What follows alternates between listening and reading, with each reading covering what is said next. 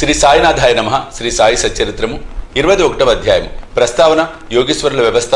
VH Thakur, Anantha Rao Patankar. నవవిధ భక్తి, Pandaripuram pleader.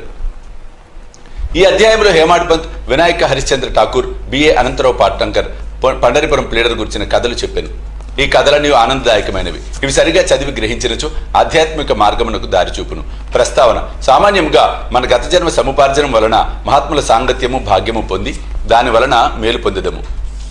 దీనికి ఉదాహరణంగా హేమాడ్ పంత్ తన సంగతినే చెప్పుచున్నాడు. బొంబాయి దగ్గర ఉన్న బాంద్రాకు ఇతడు చాలా కాలం మెజిస్ట్రేట్గా ఉండెను. అక్కడ పీర్ మౌలానా అను మహమ్మదీయుడు మహాత్ముడు నివసించుచుండెను. అనేక మంది హిందువులు, పారసీకులు, ఇతర మతస్థులు పోయి వారిని దర్శించుచుండిరి. హేమాడ్ పంత్ పురోహితుడగు ఇనూస్ పీర్ మౌలానాను దర్శించుమని అనేక సార్లు హేమాడ్ పంత్కు చెప్పాను. కానీ ఏవో కారణాల చేత హేమాడ్ పంత్ ఆ మహాత్ముని దర్శించుకోలేకపోయాను. అనేక వత్సరముల తర్వాత అతని వంతు వచ్చెను. అతడు షిరిడీ పోయి సాయి దర్బార్లో శాశ్వత స్థానము పొందెను. దురదృష్టవంతులకు ఇట్టి మహాత్ముల సాంగత్యము లభించదు. కేవలం అదృష్టవంతులకే లభించును. యోగేశ్వరుల వ్యవస్థ అత్యంత ప్రాచీన కాలం నుండి ప్రపంచమున యోగేశ్వరుల వ్యవస్థ ఉన్నది. అనేక మంది యోగులు అనేక చోట్ల అవతరించి వారికి విధింపబడిన పనులు నెరవేర్చెదరు. వారు అనేక చోట్ల పనిచేసినను అందరూ భగవంతుని ఆజ్ఞానుసారమే నెరవేర్చెదరు. కాన ఒకరు చేయనది ఇంకొకరికి తెలియను. ఒకరు చేసిన దానిని ఇంకొకరు పూర్తి చేసేదరు. దీనిని బోధించుటకు ఉదాహరణ ఇదిగో కలదు. విహెచ్ ఠాకూర్ వీరు రెవెన్యూ శాఖలో గుమాస్తాగా ఉండిరి. ఆయన ఒకానొకప్పుడు బెల్గాం సమీపంలోని వడగాం అని పట్టణమున ఒక సర్వే పార్టీతో వచ్చాను. అక్కడ అప్పాను కన్నడ యోగిని దర్శించి వారి పాదములకు నమస్కరించాను. ఆ యోగి నిశ్చలదాసు రచించిన విచారసాగరమును వేదాంత గ్రంథమును సభలో ఉన్న వారికి బోధించుచుండెను. ఠాకూర్ పోవునప్పుడు వారి సెలవు కోరగా వారిట్లు చెప్పిరి, ఈ పుస్తకంను నీవు చదవవలెను. నీవట్లు చేసినచో నీ కోరికలు నెరవేరును. ముందు ముందు నీ ఉద్యోగమునకు సంబంధించిన పని మీద ఉత్తర దిక్కుకు పోయినప్పుడు నీ అదృష్టవశమున నీకొక గొప్ప మహాత్ముని దర్శనం కలుగును. వారు నీ భవిష్యత్ మార్గమును చూపెదరు. నీ మనసుకు శాంతి ఆనందములను కలుగజేసెదరు. ఆ తర్వాత ఠాకూర్ జున్నూరుకు బదిలీ అయ్యను. అచ్చట పోవుటకై నాన్హేఘాట్ లోయను దాటవలసి ఉండెను. ఈ లోయ మిక్కిలి లోతైనది. దానిని దాటుట చాలా కష్టము. దానిని దాటుటకు ఎనుబోతు తప్ప ఇతరమేది ఉపయోగించరు. కావున ఎనుబోతుపై లోయను దాటుచే అతనికి బాధ కలిగెను. అచ్చట నుండి కళ్యాణ్కు పెద్ద ఉద్యోగముపై బదిలీ అయ్యాను. అచ్చట నానాసాహెబ్ చందోర్కర్తో పరిచయం కలిగాను. ఆయన వలన సాయిబాబా గురించి అనేక సంగతులు తెలుసుకుని వారిని దర్శింప కాంక్షించాను. ఆ మరుసటి దినమే నానాసాహెబ్ షిరిడీ పోవుటకు నిశ్చయించుకున్నాను. కావున ఠాకూర్ను కూడా తనతో రమ్మని అడిగాను. ఠాకూర్ తనకు ఠానాలో సివిల్ కేసు నడిచే రాలేనని చెప్పాను. అందుచే నానాసాహెబ్ ఒక్కడే వెళ్ళాను. ఠాకూర్ ఠానాకు వెళ్ళాను. కానీ అతడి కేసులు వాయిదా పడిను. అతడు నానాసాహెబ్ వెంట షిరిడీకి వెళ్ళకపోవడిచే మిక్కిలి పశ్చాత్తాప పడిను. అయినప్పటికీ షిరిడీ వెళ్ళాను. అంతకు ముందు రోజే నానా షిరిడీ విడిచిపెట్టానని తెలిసాను. ఇతర స్నేహితులు కొందరు అక్కడ కలిసిరి. వారు ఠాకూర్ను బాబా వద్దకు తీసుకుని పోయిరి. అతడు బాబాను చూసి వారి పాదములకు నమస్కరించి మిక్కిలి సంతసించెను. అతని కండ్లు ఆనంద బాష్పములచే నిండెను. వడలు గగురు పొడిచెను. కొంతసేపటికి సర్వజ్ఞుడు బాబా ఇట్లనెను, ఇచ్చటి మార్గము అప్పా బోధించు నీతులంత సులభము కాదు. నాన్హేఘాట్లో ఎనుబోతుపైన సవారీ చేయుట కంటే కష్టము. ఈ ఆధ్యాత్మ మార్గము మిగుల కఠినమైనది. దీనికి కృషి ఎంతో అవసరము. ఠాకూర్ ఒక్కనికి అర్థమగు ఆ మాటలు వినగానే అతడు అమితానంద పరవశుడయ్యను. కన్నడ యోగి చెప్పిన మాటలు యథార్థములను గ్రహించెను. 2 చేతులు జోడించి బాబా పాదములపై శిరసు పెట్టి తనను స్వీకరించి ఆశీర్వదించవలనని ప్రార్థించెను. అప్పుడు బాబా ఇట్లనెను, అప్పా చెప్పినదంతయు నిజమే, కానీ అవన్నీ అభ్యసించి ఆచరణలో పెట్టవలెను. ఊరికనే గ్రంథములు చదువుట వలన ప్రయోజనము లేదు. నీవు చదివిన విషయమును గూర్చి జాగ్రత్తగా విచారించి అర్థము చేసుకొని ఆచరణలో పెట్టవలెను. లేనిచో ప్రయోజనము లేదు. గురువు అనుగ్రహము లేని ఉత్త పుస్తక జ్ఞానము నిష్ప్రయోజనము.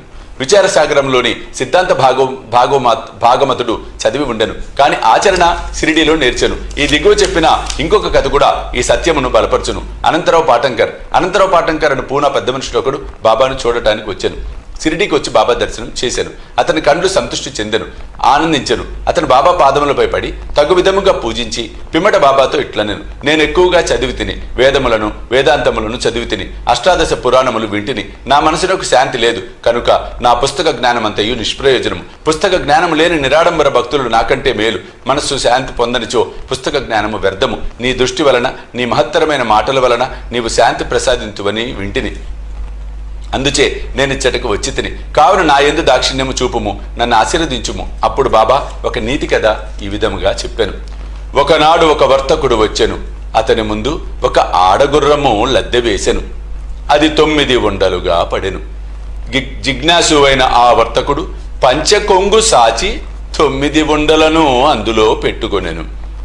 ఇట్లు అతడు మనసును కేంద్రీకరించగలిగెను. ఈ మాటల యథార్థమును పాఠంకర్ గ్రహించలేకుండాను. అందుచేతడు గణేశ దామోదర్ ఉరఫ్ దాదా కేల్కర్ను ఇట్లు అడిగాను. ఆ మాటలలో బాబా ఉద్దేశమేమి? కేల్కర్ ఇట్లు జవాబు చెప్పాను. నాకు కూడా బాబా చెప్పినదంతే తెలియదు, కానీ వారి ప్రేరణ ప్రకారం నాకు తోచినది నేను చెప్పేదను. ఆడగుర్రం అనగా ఇచ్చట భగవంతుని అనుగ్రహము. 9 ఉండల లద్దె అనగా నవవిధ భక్తులు. అవేమన్నా శ్రవణము, కీర్తనము, స్మరణము, పాదసేవనము, అర్చనము, నమస్కారము, దాస్యము, సఖ్యత్వము, ఆత్మ నివేదనము. ఇవి నవవిధ భక్తులు. వీణులో ఏదైనా ఒక మార్గము హృదయపూర్వకంగా అనుసరించిన ఎడల భగవంతుడు సంతృష్టి చెందును. భక్తుని గృహమునందు ప్రత్యక్ష మగును. భక్తి లేని సాధనములన్నీ అనగా జపము, తపము, యోగము, ఆధ్యాత్మిక గ్రంథముల పారాయణము, వాణిలోని సంగతులు ఇతరులకు బోధించుట మొదలగునవి నిష్ప్రయోజనము. భక్తియే లేనిచో వేదములలోని జ్ఞానము, జ్ఞాని అను గొప్ప ప్రఖ్యాతి, నామమాత్రమునకే చేయు భజన ఇవన్నీ వ్యర్థము. కావలసినది ప్రేమాస్పదమైన భక్తి మాత్రమే. నీవు కూడా ఆ వర్తకుడు అనుకొనుము, లేదా సత్యం తెలుసుకున్నట్టుకు ప్రయత్నించుచున్న వ్యక్తివి అనుకొనుము. వానివలే నవవిధ భక్తులను ప్రోగు చేయము, ఆతురతతో ఉండుము. వానివలే నవవిధ భక్తులను ఆచరణలో పెట్టుటకు సిద్ధముగా ఉండును. అప్పుడే నీకు మనస్థైర్యము, శాంతి కలుగును. ఆ మరుసటి దినము పాఠంకర్ బాబాకు నమస్కరించుటకు పోగా 9 గుర్రపు లద్ది ఉండలను ప్రోగు చేసితివా లేదా అని ప్రశ్నించెను. అతడు తాను నిస్సహాయుడునని, బాబా అనుగ్రహించే మాత్రమే వాణిని సులభంగా ప్రోగు చేయవచ్చును అనెను. అప్పుడు బాబా శాంతి క్షేమములు కలుగునని ఆశీర్వదించెను. పాఠంకర్ అమితానంద భర్తుడయ్యను. పండరిపురం ప్లీడర్. ఈ చిన్న కథతో ఈ అధ్యాయము ముగించదము. ఈ కథ బాబా సర్వజ్ఞుడని తెలుపును. ప్రజలను సరైన మార్గమును పెట్టుటకు, వారి తప్పులను సవరించుటకు బాబా సర్వజ్ఞత్వమును ఉపయోగించుచుండెను. ఒకనాడు పండరిపురం నుండి ఒక ప్లీడర్ వచ్చెను. అతడు మసీదుకు పోయి సాయిబాబాను దర్శించెను. వారి పాదములకు నమస్కరించెను. అడగకుండానే దక్షిణ ఇచ్చాను. జరుగుచున్న సంభాషణలు వినుటకు ఒక మూల కూర్చుండెను. బాబా అతని వైపు ముఖం తిప్పిట్లనెను. ప్రజలెంత టక్కరులు, వారు పాదములపై పడెదరు, దక్షిణ ఇచ్చెదరు, కాని చాటుగా నిందించెదరు. ఇది చిత్రము గదా. ఆ మాటలు ప్లీడర్కు సూటిగా తగిలిను. ఎవరికి బాబా మాటల్లోని అంతరార్థము బోధపడలేదు. ప్లీడర్ మాత్రము గ్రహించెను.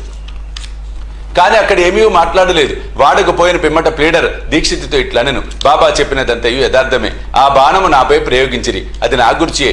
నేనెవరిని నిందించకూడదు, తృణీకరించరాదని బోధించుచున్నది. పండరిపురం సబ్ జడ్జి నూల్కర్ తన ఆరోగ్య అభివృద్ధి కొరకు సిరిడి వచ్చెను. ఇచ్చటనే మకాము చేశాను. ప్లీడర్ల విశ్రాంతి గదిలో దీని గురించి వివాదము జరిగాను. రోగముచే బాధపడుచున్న సబ్ జడ్జి ఔషధమును సేవించక షిరిడిపోయిన మాత్రమున బాగగుణ అని మాట్లాడుకొనిది. సబ్ జడ్జిని వ్యాఖ్య చేసిరి. సాయిబాబాను నిందించితిరి. నేను కూడా అందు కొంత భాగం వహించి తిని. నేను చేసినది సమంజసం కాదని ఇప్పుడు సాయిబాబా నిరూపించెను. ఇది నాకు దూషణ కాదు, నాకు ఇది ఆశీర్వచనమే. ఇది నాకు ఉపదేశమే. నేను ఇక మీదట ఎవరిని దూషించరాదు, ఎవరిని నిందించరాదు, ఇతరుల విషయంలో జోక్యము కలుగ చేసుకొనరాదు. పండరిపురంకు సిరిడి 300 మైళ్ళ దూరమున ఉన్నది. బాబా సర్వజ్ఞుడు అగుడిచే పండరిపురంలో ప్లీడర్ల విశ్రాంతి గదిలో ఏమి జరిగనో తెలుసుకొనిది. ఈ నడుమనున్న స్థలము, నదులు, అడవులు, పర్వతములు వారి సర్వజ్ఞత్వమునకు అడ్డుపడలేదు. వారు సర్వము చూడగలిగిరి. అందరి హృదయములలో గల దానిని చదవగలిగిరి. వారికి తెలియని రహస్యము లేదు. దగ్గరనున్నవి, దూరముగా ఉన్నవి ప్రతి వస్తువు కూడా పగటి కాంతి వలె వారికి తేటతెల్లెము. ఎవడైనా దూరముగా గాని దగ్గరగా గాని ఉండనిమ్ము. బాబా సర్వాంతర్యామి అగుడిచే వారి దృష్టి నుంచి తప్పించుకున్నట్టు వీలు లేదు. దీనిని బట్టి ప్లీడరు నీతిని నేర్చుకునేను. ఒకరి గురించి చెడు చెప్పరాదు, మరియు అనవసరముగా వ్యాఖ్యానము చేయరాదు. ఇట్లు బాబా అతని దుర్గుణమును పోగొట్టి సన్మార్గమునందు పెట్టెను. ఇది ఒక ప్లీడర్ గురించి చెప్పినది అయినప్పటికీ అందరికీ వర్తించును.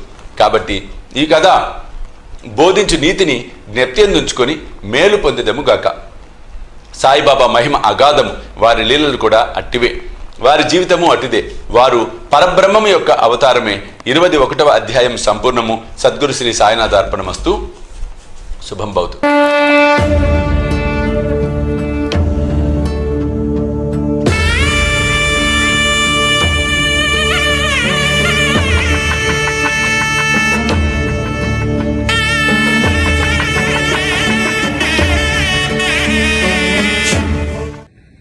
సాయి దివ్య రక్షా కవచ యంత్రానికి స్వర్ణ కవచం, స్వర్ణ తాపడం మనం చేయించబోతూ ఉన్నాం. ఆ సముద్రంలో బాబా రత్న ఖచ్చిత సింహాసనంలో కూర్చున్న అధ్యాయం నిజంగా ఒక అపురూప ఘట్టం. ఆ ఘట్టాన్ని